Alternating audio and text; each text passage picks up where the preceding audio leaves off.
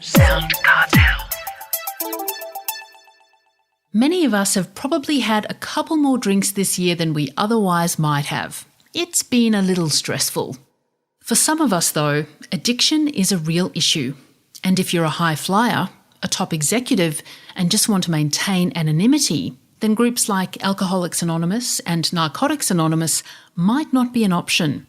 So, what can you do? From SoundCartel, I'm Nicole Goodman, and this is Business Essentials Daily.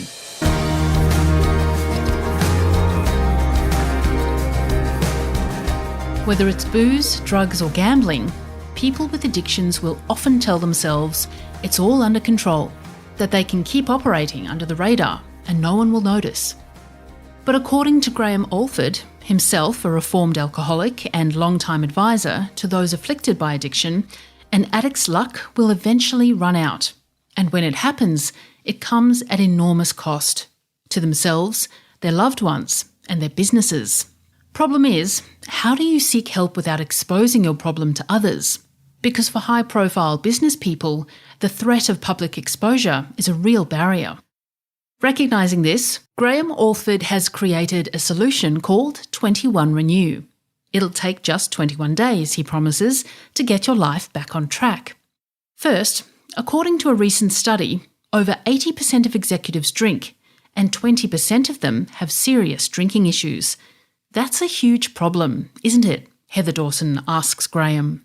Yes, it is. It's huge. It's really huge in the business world, and not just in corporate world, but also small business. So I come across them all the time, people running small plumbing businesses or concreting businesses. They're working long hours and they're using alcohol and drugs, A, to keep their performance up, and B, to relieve the stress and tension. It's a huge problem.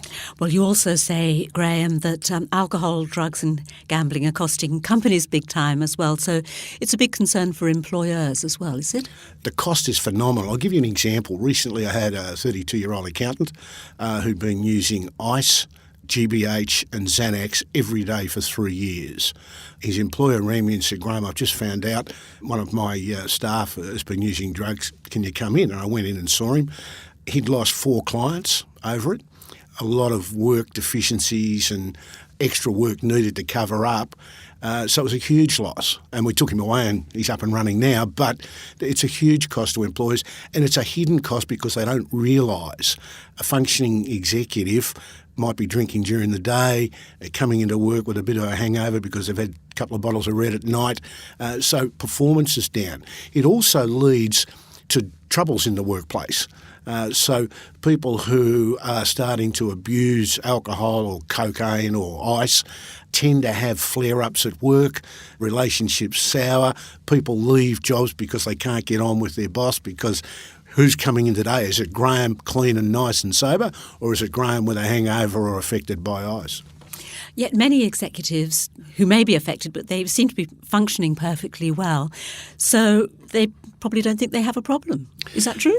I would suggest, and I haven't got some actual data, but this is based on seeing hundreds of them, I would think probably 90% of executives are in denial for 3 reasons. One, they believe they're so successful in their business they can overcome any drinking or alcohol problems.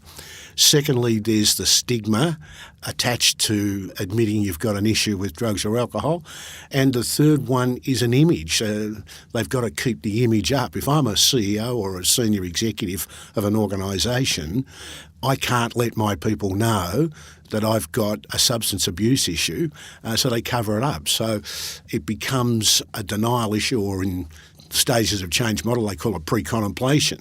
So it's moving them out of that. And how do you move them out of that? OK, well, you finally stop being in denial and decide to do something about it. But what's wrong with the 12-step programs and retreats that people commonly turn to? The 12-step programs, the Minnesota model, is a great model. I'm a devotee of the 12-step model. That said, for the functioning executive, the elite sports person, the celebrity, the issue they have with the 12-step programs is they're seen in public. So I've spoken to a number of executives who really say, look, Graeme, I can't go to NA or AA or GA in case a client sees me or one of my staff sees me. So they need other forms of recovery to fit in with their life. Okay, and you've established now 21 Renew to fill that gap. So what's 21 Renew? I designed 21 Renew specifically for this group of people, and it's designed over 3 weeks because you do need a period of abstinence. So when we take them away for the 21 days, there's no drugs or alcohol unless they're on medication. They have their medication, of course. And I've split it into 3 weeks. So the first week is about getting your body right, feeling physically well. So we give them massages, a yoga every day. They swim. There's some learning involved. And we go away to Bali, so it's a nice warm climate. The second week, we talk about why you would want to get clean and sober, and we go through principles, we go through how you're going to do it, and we reset yourself mentally. You're clear by this stage, we can talk to you about all those issues. And in the third week, we develop the plans, we give them the tools. Each plan's customised, so I sit down with them, I take the whole 21 days, and we go through what's going to work for them, how they're going to proceed when they get out, what they're going back to. We talk to their families, so as the families understand the person coming back is going to be different and how they should react, because it's critically important that there is a common approach to the person coming back into the household or the relationship with their wife or husband or their kids. So we talk to them and I have sessions with them, and then when they leave we've got an aftercare plan. It's tailored to them. Each one's different depending on where they're at and what they need. Well, you said that in that third week, one of the things you address is the why as well as the how they're going to continue when they leave 21 Renew. So that question of why is very important? There's actually two whys. Okay. The first why is, why did you start using or drinking? And there's probably three fundamental reasons. One is they've got a compulsive nature. So whatever they do, they're full bore on.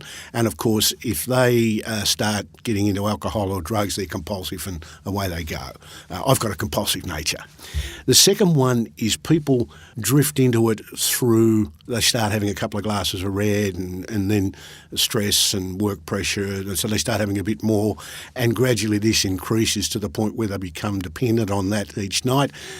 So if you do a graph of their drinking, I call it a usage meter. If you look at them at 18, 30 and 45, you can see the progression in their use, and it just creeps up on them. And the third major category is people who are younger feel inadequate, or they've got no self-esteem, or if it's a young guy, he can't talk to girls, he picks up alcohol or drugs and suddenly he can talk to girls, he can dance, he can laugh. So he's found the elixir to making him what he believes is a whole person.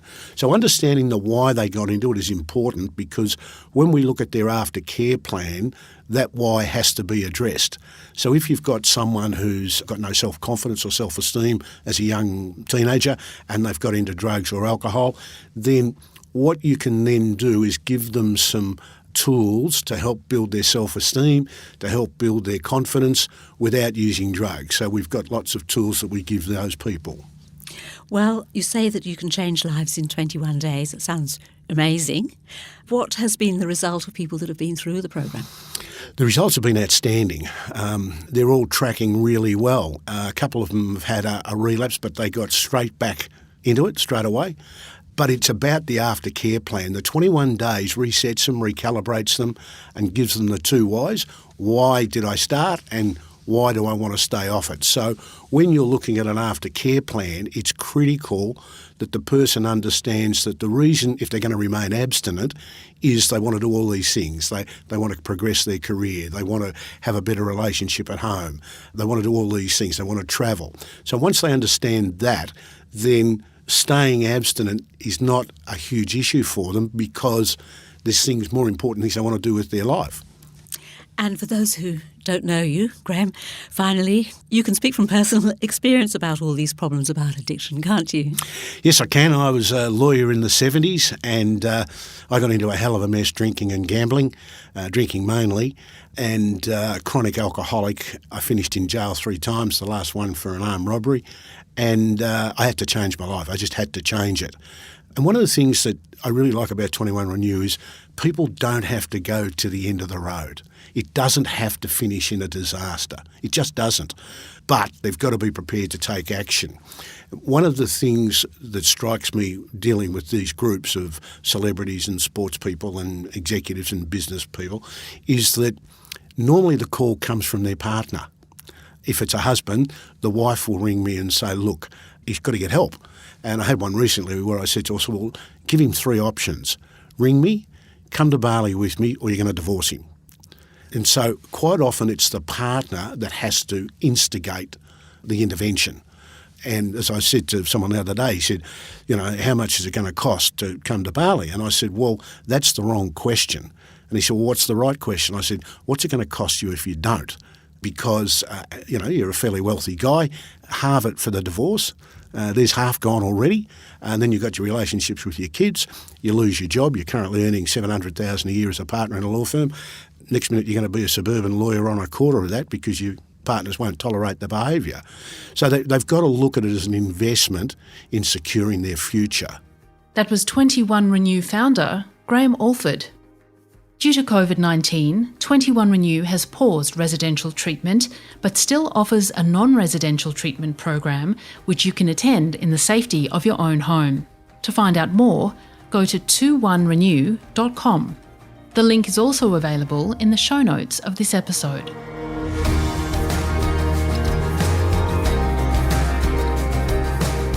This episode of Business Essentials Daily is produced by the team at SoundCartel. Thanks for listening. I'm Nicole Goodman. We'll bring you more Be Daily tomorrow. Follow @BE Daily Podcast across social media and head to bedaily.com.au for more from the Business Essentials Daily podcast. SoundCartel.